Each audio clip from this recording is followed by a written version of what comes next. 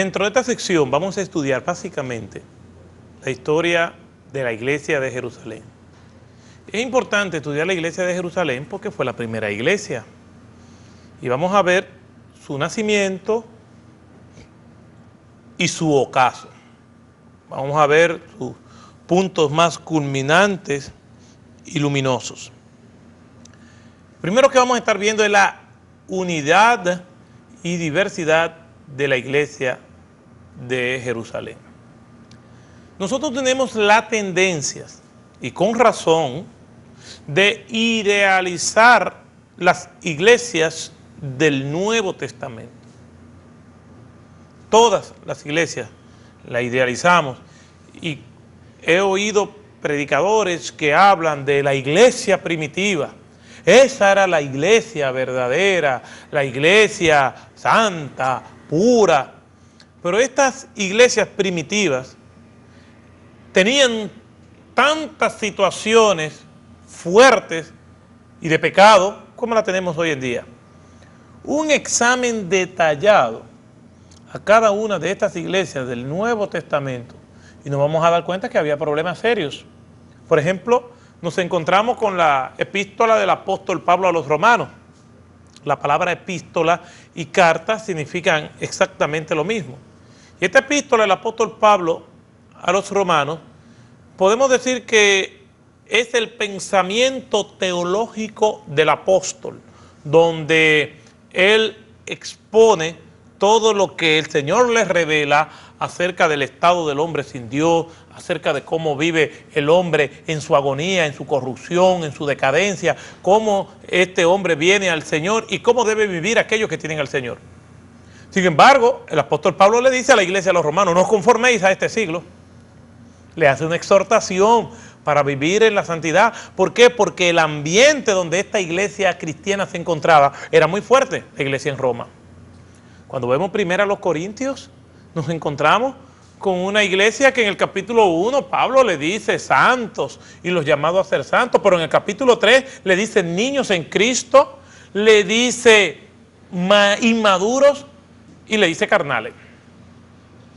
En esta iglesia de Corintios había división por causa de los seguidores de Apolo y de los seguidores de Pablo. Había mal uso de los dones espirituales. Había inmoralidad sexual. Dice en 1 Corintios capítulo 5, como ni siquiera se menciona en aquellos que no son cristianos. Y también había orgullo. Cuando vemos segunda a los Corintios, pues vemos que persisten unos que otros problemas, aunque el ofensor del capítulo 5 de 1 a los Corintios se arrepiente. Pero cuando vemos a los Gálatas, vemos que habían permitido que falsas creencias y doctrinas se infiltraran en la iglesia. Cuando vemos los hermanos de Colosenses, vemos que tenían que resistir a la influencia gnóstica.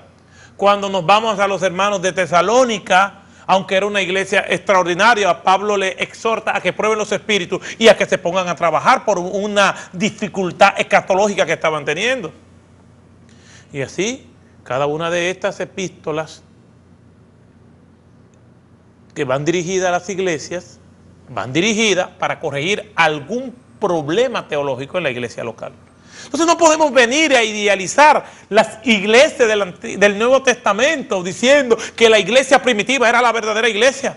Aún en la iglesia de Jerusalén hubo problemas serios, división en la iglesia. El caso de Ananías y Zafira son temas que nos dicen que aunque fue una iglesia que honró a Dios, era una iglesia que también tenía sus dificultades y sus problemas. ¿Por qué hubo dificultades entre las iglesias de Jerusalén, en la iglesia de Jerusalén, en el seno de la misma iglesia? No había gentiles. La Biblia habla que en esta iglesia había griegos y judíos. Y es que la sociedad judía estaba dividida. Olvidémonos de la iglesia por un momento y vamos a pensar y hablar un poco de la sociedad judía.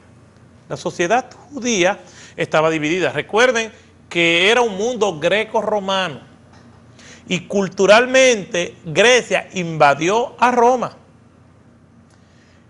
Y todos los ciudadanos pues o resistían a la cultura griega o se helenizaban. Se le dice la cultura helénica a los griegos por Helena.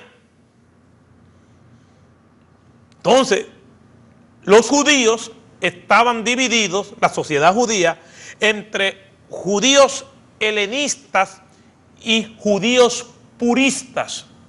Los judíos helenistas simpatizaban con la cultura griega y se habían despojado de esa ortodoxia de la cultura judaica.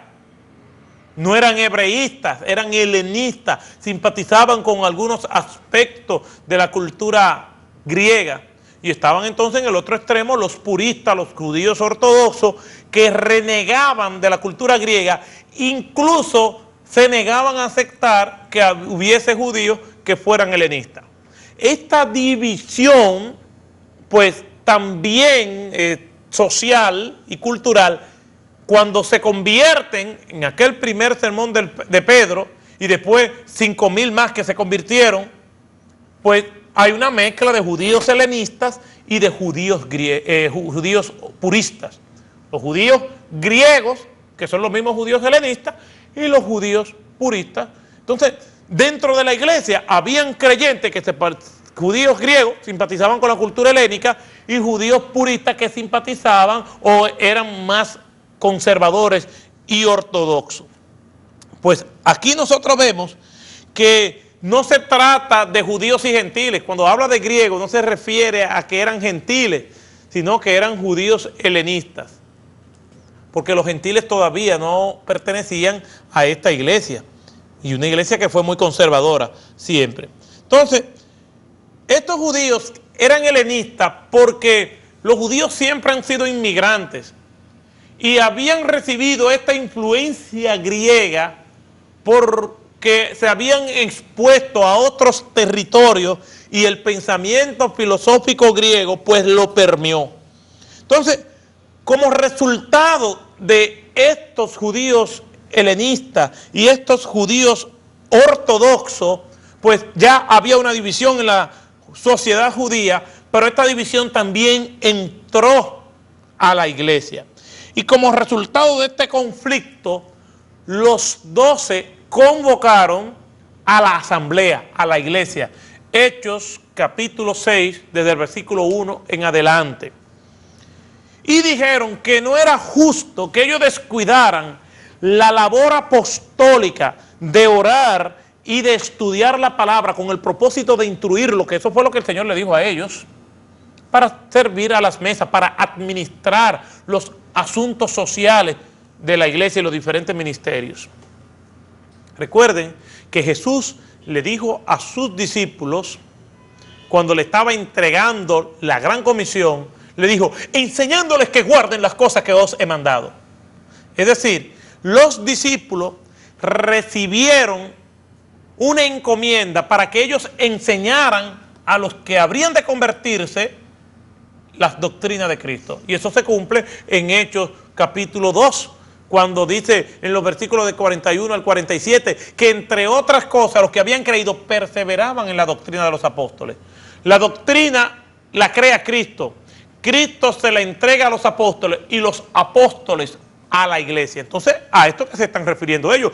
No es justo que nosotros dejemos esta encomienda de Cristo para servir a la mesa, para repartir alimentos. No porque repartir alimentos sea algo que no sea importante, sino que no es nuestro rol.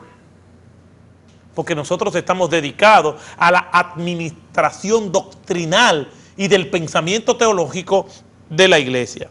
Entonces, no cabe duda de que lo que los 12 tenían en mente era que los 7 servidores, los 7 diáconos se dedicarían a labores administrativas, mientras ellos iban a seguir orando, predicando, y la tarea de supervisar el desarrollo de la obra del Señor, de la iglesia. Pero sí hay 2 cosas que resultan claras al leer el libro de los Hechos, que son sumamente evidentes. La primera es que los 7 eran representantes del grupo de los judíos griegos.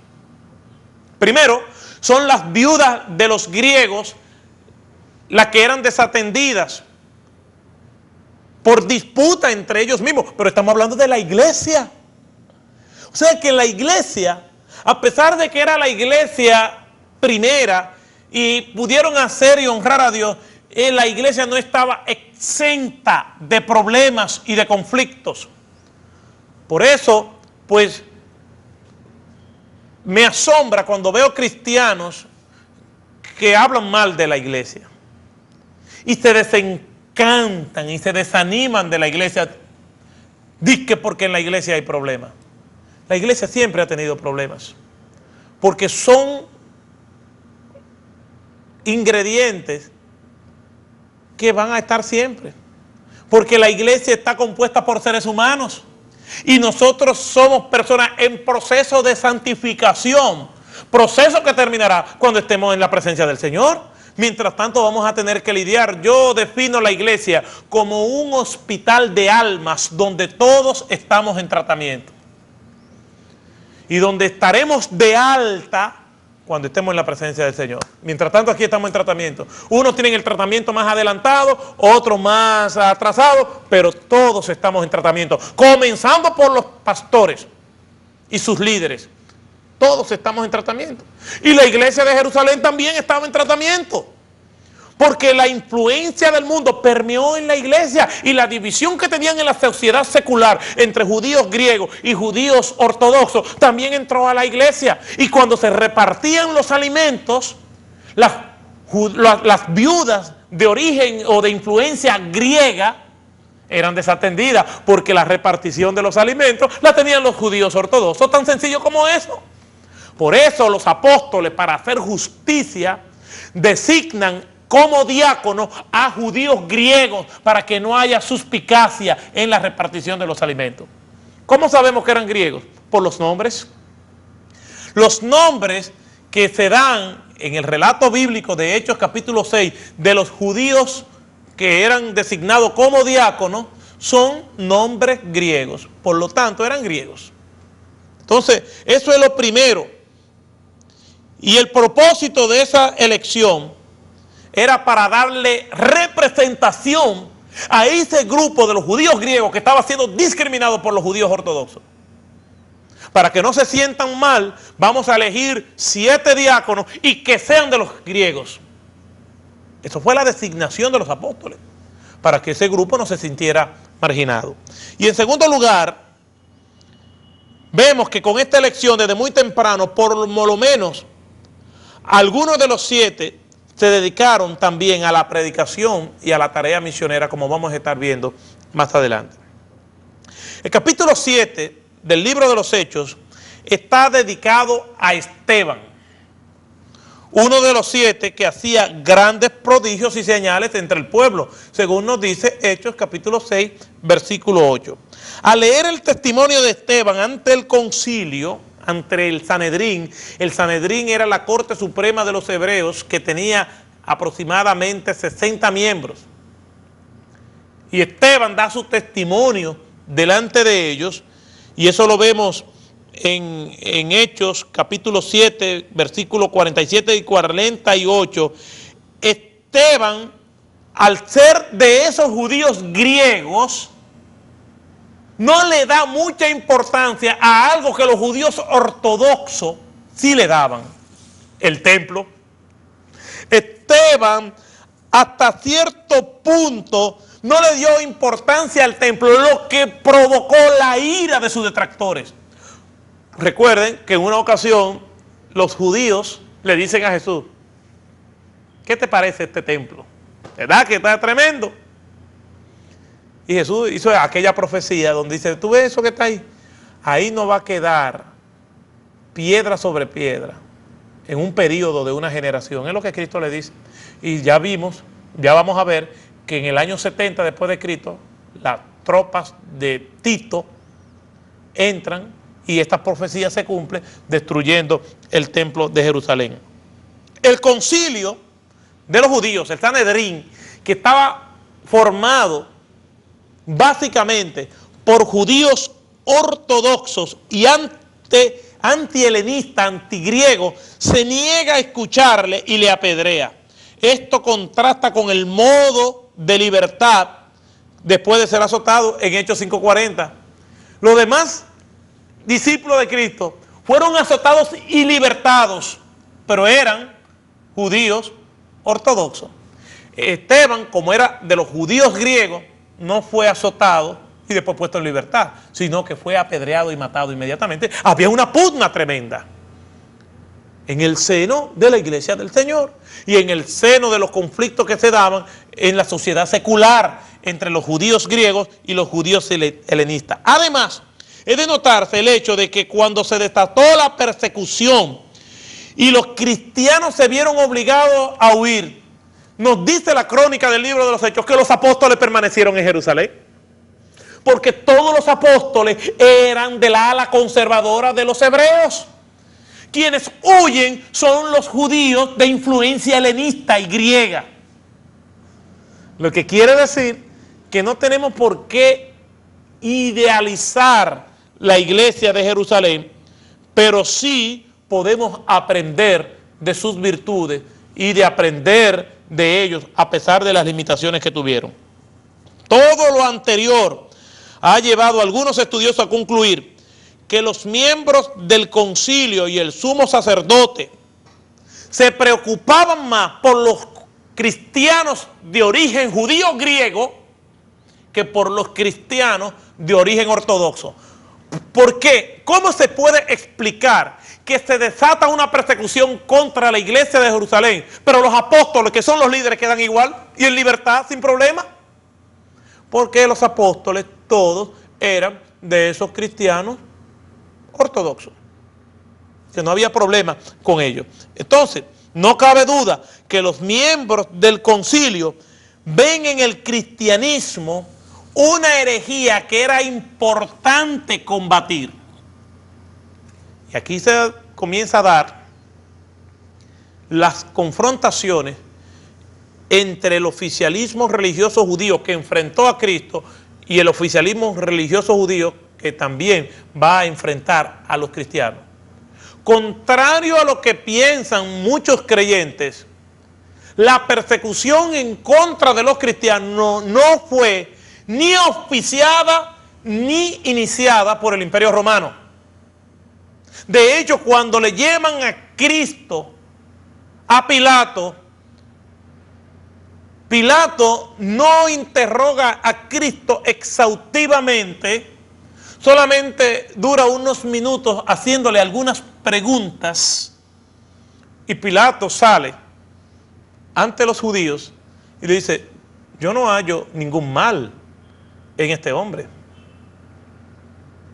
Ellos fueron los que acusaron a Cristo delante de Pilato. Y miren que Cristo hizo cosas que poner al imperio a pensar. Por ejemplo, el ministerio más fructífero de Cristo, ¿dónde fue? En el desierto, donde las multitudes iban y eran capaces de seguirle por días escuchando a Cristo hablando. Y era fácil crear congregaciones y hacer eventos de masas en los días del Imperio Romano. No, no se podía. Por ejemplo, cuando se multiplicaron los panes y los peces, fueron 5,000 hombres sin contar las mujeres y los niños. Y allí estaba Cristo en el desierto y no se dictó orden de arresto contra Jesús. Cuando Jesús terminó de multiplicar los panes y los peces que se saciaron, ¿qué querían hacer con Jesús? Según la crónica de Juan, querían hacerlo rey, algo muy peligroso en aquella época, en un territorio ocupado.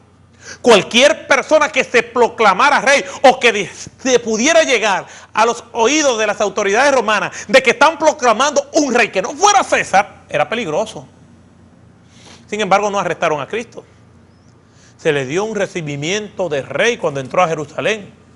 Y allí estaban los encargados del orden público y no arrestaron a Cristo. Quiere decir que el Imperio Romano en el ministerio de Cristo no fue quien lo persiguió. Y en el nacimiento de la iglesia no es el imperio romano quien persigue a la iglesia. Es más, los relatos bíblicos hablan hasta con cierta simpatía de las autoridades romanas. El Señor dijo en una ocasión, da al César lo que es de César y él dio lo que es de Dios. No habló nada en contra del César. Habla de un centurión que le dice a Jesús, Señor, mi siervo está enfermo. Un centurión romano, con todas las implicaciones y privilegios que tenía, era un ciudadano de primera categoría. Y en el relato bíblico simpatizamos con ese centurión romano que se está preocupando no por su mujer ni por sus hijos, sino por su siervo. Simpatizamos con eso. Y vemos que la Biblia, pues en el Nuevo Testamento se nos habla de él. Y él le dice, Señor, si tú dices que se sane, aunque tú no vayas, él se sana. Y el Señor elogia la fe del centurión. También se nos presenta al centurión romano diciendo al pie de la cruz, verdaderamente este era el Hijo de Dios. Y simpatizamos con eso. Simpatizamos con Cornelio, centurión romano también. Y también simpatizamos con el centurión romano que llevó a Pablo de custodia a Roma. Y le dice el centurión, hagan todo lo que él diga. Y mandó a quitarle las cadenas a Pablo. Quiere decir que el imperio romano no fue quien inició las persecuciones en contra de los cristianos. Las persecuciones se iniciaron por esa facción ortodoxa judía que conformaba la clase dominante y que estaba en la cúspide de la pirámide social hebrea y que era el oficialismo religioso judío. Ellos fueron los que crucificaron a Cristo y ellos fueron los que iniciaron la persecución en contra de los discípulos de Cristo, en contra de los cristianos. Ellos decían que esa herejía era necesario de que se combatiera severamente. Primero fue dirigida contra los judíos griegos y después se esparció no solamente en contra de los judíos griegos cristianos, sino contra todos los cristianos en sentido general. Volviendo a Esteban, inmediatamente después que él terminó de dar y de narrar sus testimonios y la muerte, el libro de los Hechos pasa a contarnos la labor misionera de Felipe, otro de los 7 judíos griegos. Mientras Felipe tuvo que irse, Esteban es matado, los apóstoles todavía permanecen en Jerusalén. ¿Por qué? Porque en un principio no había tanta suspicacia, como hemos dicho, en contra de los judíos conservadores, como eran los discípulos, que como lo hubo en contra de los judíos griegos, como era Esteban, que ya estaba muerto, y Felipe, que tiene que salir huyendo. Y Felipe funda una iglesia en Samaria, y los apóstoles envían a Pedro y a Juan para supervisar la labor de Felipe. Luego resulta claro que ya va comenzando a formarse una iglesia fuera de la provincia romana de Judea, fuera de Palestina. Ya se comienza a cuajar que la intención de llevar el evangelio a Jerusalén está cumplida. La labor de llevar el evangelio por toda Judea está cumplida. Ahora dice la palabra en la narración de los Hechos que el evangelio es llamado a Samaria. ¿Qué fue lo que le dijo el Señor en la gran comisión, en el último mandato de predicar el evangelio? Y me seré testigo en Jerusalén. El primer sermón de Pedro, ¿dónde fue? En Jerusalén. De ahí se extendió por toda Palestina, en toda Judea. Ahora el evangelio es llevado a los samaritanos y se cumple la labor del Señor de predicar el evangelio en Samaria. Y allí la iglesia comienza a crecer y sigue gozando de la bendición de recibir a Cristo.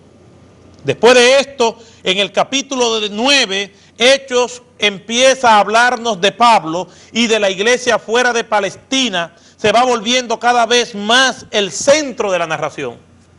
Quiere decir que según va la obra misionera expandiéndose por toda Judea, expandiéndose por toda la Samaria y por todos los territorios ocupados del imperio, el centro de la narración del libro de los Hechos va siendo estas iglesias que se van formando y Jerusalén va perdiendo vigencia.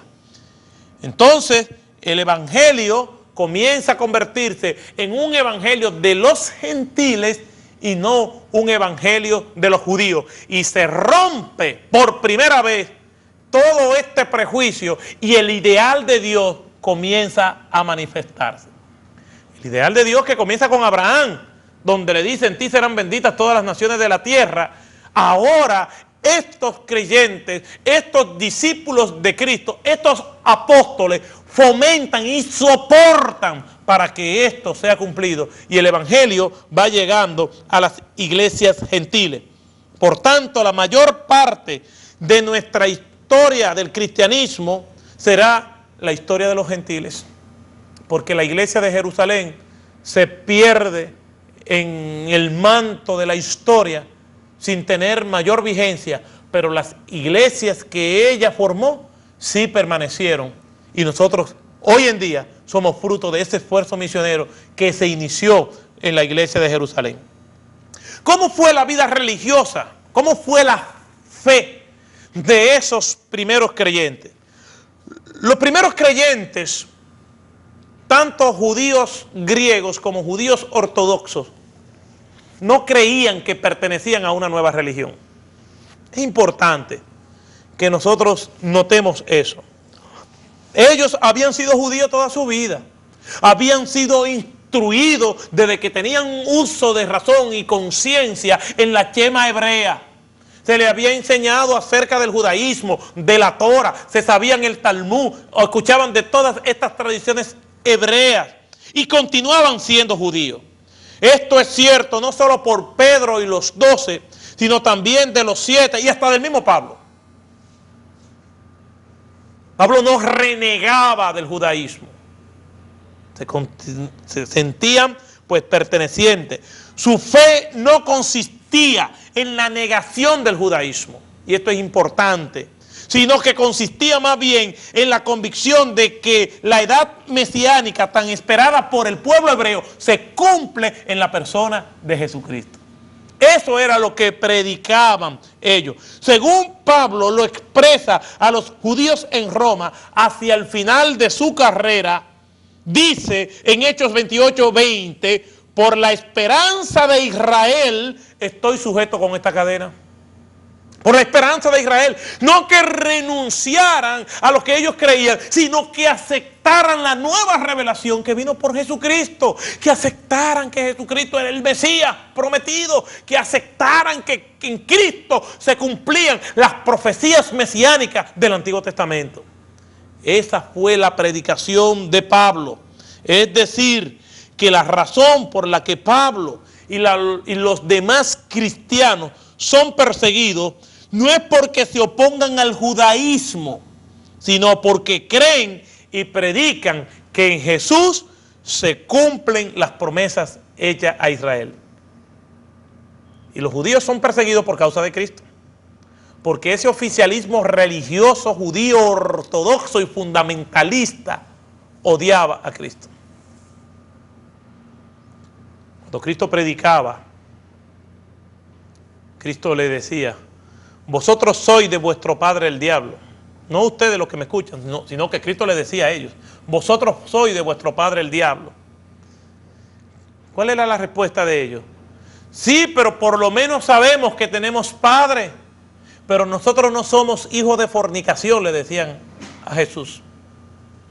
En otras palabras, la palabra fornicación que se usa ahí en ese pasaje significa: nosotros no somos hijos bastardos, porque el rumor público creció de que María engendró a Jesús por obra y gracia del Espíritu Santo. Y eso nada más que lo creyó María y los seguidores fieles de Cristo, pero la comunidad hebrea no se tragó eso. Y despreciaban a Jesús, este que se dice maestro de la ley, este que se dice que es el Mesías, este que se dice el Hijo de Dios, y es un hijo de un padre que no se conoce. Era una acusación muy seria. Entonces despreciaban a Cristo. Y ahora vienen sus seguidores a predicar en el nombre de ese Cristo que ellos despreciaban. Entonces fueron proscritos y objeto de persecución por ser seguidores de Cristo. Entonces no era una negación del judaísmo, sino que en Cristo se cumplían las promesas del Antiguo Testamento. Entonces, en aquella iglesia primitiva se comenzaron con algunos servicios religiosos y Francis Schaeffer hace un aporte extraordinario en su obra ¿Cómo entonces viviremos después?, donde de una manera dramatizada pues se presenta la vida sencilla de aquellos cristianos. Y todas las narraciones de la iglesia de este primer siglo habla de una característica que todos los historiadores coinciden.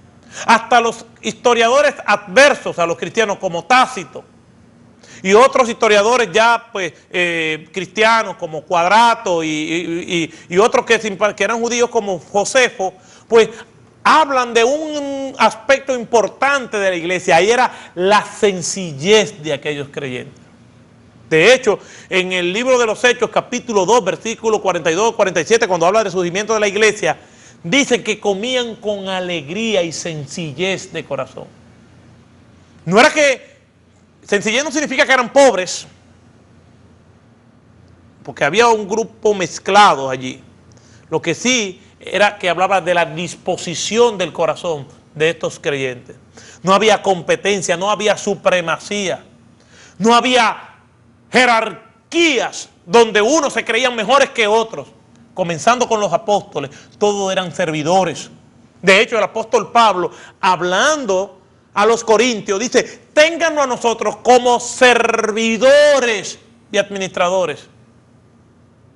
¿Ustedes saben lo que significa la palabra servidores en este pasaje que Pablo le habla a los corintios? Remero inferior. Y el remero inferior en las galeras romanas eran aquellos que estaban en el fondo, en lo más profundo de la galera, del barco, y eran esclavos que nunca salían a cubierta, que toda su vida era confinada a pasarla remando. Si se enfermaban, ahí quedaban, solamente salían a la superficie cuando estaban muertos ya. Pablo está comparando a los líderes de la iglesia, no como superiores a los demás cristianos, donde los demás cristianos que tienen que rendirle pleitesía, donde tienen que rendirle reverencia. No, le está diciendo que los mayores servidores son los que están más arriba. Por eso fue que Cristo le lavó los pies a los discípulos y le dijo, yo no vine para ser servido por los hombres, sino a servir.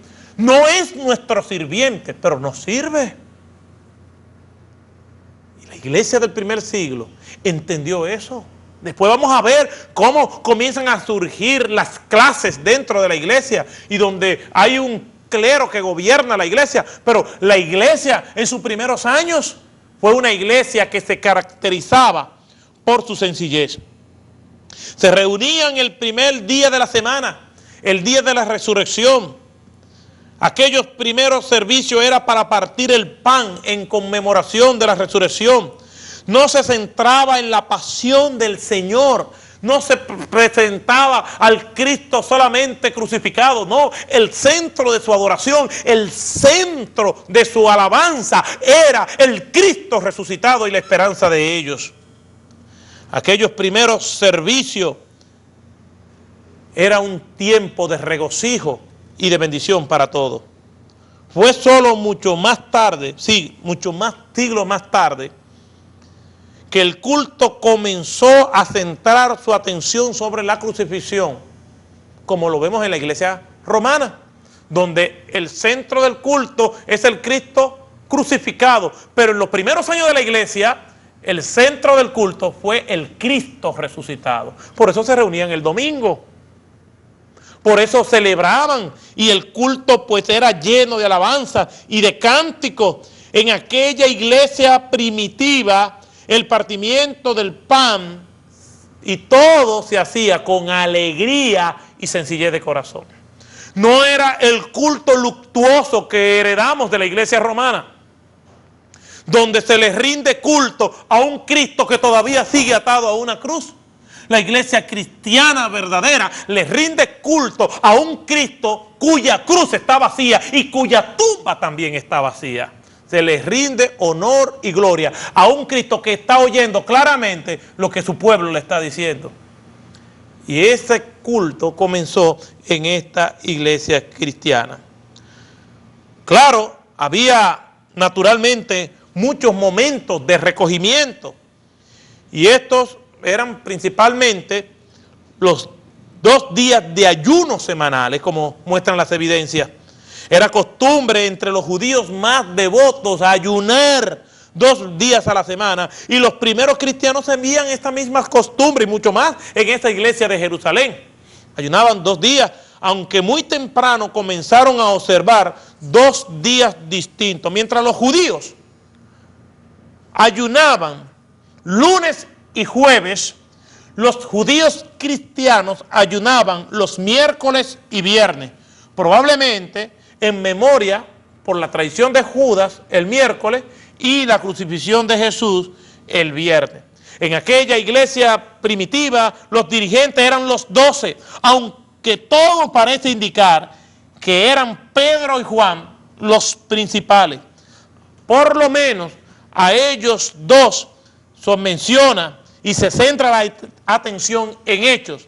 Y Pedro y Juan son los 2 pilares a los cuales se refiere Pablo en Gálatas capítulo 2, versículo 9, de lo cual no hay duda. Aunque Pedro, obviamente, es el líder, también Juan surge como uno de los pilares de esta iglesia de Jerusalén. Pero había otros líderes que habían surgido en la iglesia de Jerusalén. Uno de ellos es Jacobo, el hermano del Señor, que también gozaba de gran autoridad. Aunque Jacobo no era de los 12 y fue hostil al ministerio de Jesús en un tiempo determinado, pues obviamente después se convierte a Cristo y está en el grupo de los 120 que reciben el Espíritu Santo. Pues Jacobo vio al Señor en su resurrección, como dice en 1 Corintios capítulo 15, versículo 7, que el Señor se le apareció a Jacobo. Y Jacobo se había unido al número de los discípulos, tan pronto gozó de gran prestigio y autoridad. También, según Pablo, Jacobo era el tercer pilar de la iglesia de Jerusalén. Y por tanto, en cierto sentido parece haber estado por encima de alguno de los 12 por el parentesco que tenía con el Señor Jesucristo, que era su hermano.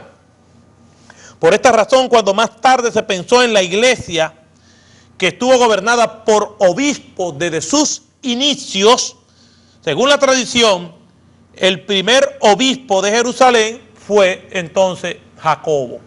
De hecho, Pablo reprende a Pedro en el libro de Gálatas, porque Pablo le dice a Pedro, cuando estamos tú y yo con los gentiles, pues tú te relacionas con los gentiles y comes con ellos, pero cuando viene Jacobo, te separa de los gentiles por temor a Jacobo. O sea, para esta época ya Jacobo había pues desarrollado un gran liderazgo en la iglesia de Jerusalén, pero también todavía seguía encabezando el ala ortodoxa de los judíos cristianos. Pero esta iglesia de Jerusalén comenzó a tener su ocaso y su pérdida de vigencia. Arreció la persecución, aquella persecución que comenzó contra los judíos cristianos de origen griego, puesto que los apóstoles se quedaron en Jerusalén y eran judíos cristianos, pero después la persecución arreció y abarcó también a los judíos cristianos ortodoxos. Y entonces, pues, fueron dispersados, y el emperador Calígula le había dado el título de rey a Herodes Agripa, nieto de Herodes el Grande. Y según Hechos capítulo 12, versículos del 1 al 3, Herodes hizo matar a Jacobo, el hermano de Juan, que murió, recuerdan, decapitado. Y también tenemos que tener en cuenta que en el año 62 Jacobo, el hermano de Jesús, fue el jefe de la iglesia, fue muerto por iniciativa del sumo sacerdote y aún en contra con la oposición de los fariseos, según la tradición. Pero en el año 70 ocurre algo importante en la historia hebrea. Hubo una rebelión en la ciudad de Jerusalén y los judíos pues habían tenido el resurgimiento de su espíritu mesiánico. Y frente a este nacionalismo que florecía en Palestina, los romanos sospechaban que en cualquier momento podía surgir un levantamiento. Entonces, se aseguraron de que este levantamiento no prosperaba. Entonces, ante tales circunstancias, los jefes de la iglesia de Jerusalén trasladaron la iglesia de Jerusalén a la ciudad de Pela, una ciudad de Palestina en la región de Perea. Entonces quitan la sede de la iglesia de Jerusalén y la trasladan a la ciudad de Pela. Entonces el nacionalismo judío seguía en ebullición. Y cada vez había manifestaciones aisladas, movimientos anárquicos en contra del imperio. Entonces los romanos en el año 70, ante la rebelión judía, pues envían sus tropas a la ciudad de Jerusalén encabezada por Tito. Allí llegan a la ciudad de Jerusalén, queman el templo, todos los judíos son dispersos y se pierde el Estado judío y la nación hebrea en la historia. Son dispersados por todas las regiones del mundo antiguo y solamente en los años 40 es que resurge nuevamente el pueblo judío con la formación del Estado de Israel encabezado por David Ben Gurión. La historia de la iglesia de Jerusalén se pierde y se cubre con el manto de la ignorancia, no sabemos más de ella, y entonces esa iglesia de Jerusalén se va perdiendo en su influencia a las demás, en las misiones y en todo eso. Con el paso de los siglos nos es imposible saber hasta qué punto los romanos pues hicieron más estragos en muchos héroes que nosotros no conocemos. Pero en todo caso el resultado de todo esto fue que la vieja iglesia de Jerusalén, de origen judío, rechazada tanto por los judíos como por los gentiles, se vio relegada cada vez más hacia regiones recónditas y desoladas. Dice el historiador Justo L. González que en aquellos lejanos parajes el cristianismo judío entró en contacto con varios grupos que en fechas anteriores habían abandonado el judaísmo ortodoxo y que se habían refugiado en el Jordán. Carente de relaciones con el resto del cristianismo, aquella iglesia de origen judío siguió su propio curso y en muchos casos sufrió el influjo de las diversas sectas entre las cuales existía. Cuando en ocasiones posteriores los cristianos de origen gentil nos ofrezcan algún activo de aquella comunidad olvidada, nos hablarán de sus herejes y de sus extrañas costumbres, pero rara vez nos ofrecerán datos de valor positivo sobre la fe y la vida de aquella iglesia de Jerusalén que perduró hasta el siglo V. Cierro la cita de Justo L. González. Quiere decir que aquella iglesia, según iba pasando el tiempo, fue perdiendo vigencia. Esto nos lleva a algunas reflexiones que debemos de hacer. Decíamos que la historia, entre las lecciones que nos da, es no repetir los errores del pasado. Entre las aplicaciones que nosotros podemos hacer de estas narraciones que se revalidan en los escritos doctrinales del Nuevo Testamento es que ninguna iglesia local es infalible, ni es inmune ni invulnerable a los problemas de pecado. Esta iglesia de Jerusalén no es la excepción. La primera iglesia, temprano en el nacimiento de este cuerpo de Cristo, se vieron enfrentados a los pecados de Ananías y Zafira, a los pecados de prejuicio, de discriminación y de luchas sociales y de clases sociales dentro de la misma iglesia de Cristo. Vemos que esta iglesia fue perseguida, pero fue una iglesia que hizo lo que en su mayor esfuerzo pudieron hacer para honrar el mandato de Cristo. Lo que quiere decir que el hecho de que nos encontremos con pecados, limitaciones, Cristo va a cumplir su propósito a través de la iglesia. Porque cuando nos salvó, nos llamó y nos mantiene en este proceso de santificación, Cristo no es ajeno a las limitaciones que nosotros podamos tener. Claro, esto no nos da a nosotros licencia para decir, bueno, somos así, no vamos a buscar la santificación. No, vamos a buscar la santificación. Pero esto nos llevará a orar más y a ser más tolerantes los unos con los otros para hacer el llamado y honrar el llamado que el Señor nos ha hecho. En segundo lugar, si esta iglesia con todas estas limitaciones pudo hacer la voluntad de Dios y pudo llevar la obra misionera y expander el mensaje del Evangelio hasta lo último de la tierra, nosotros también podemos hacerlo.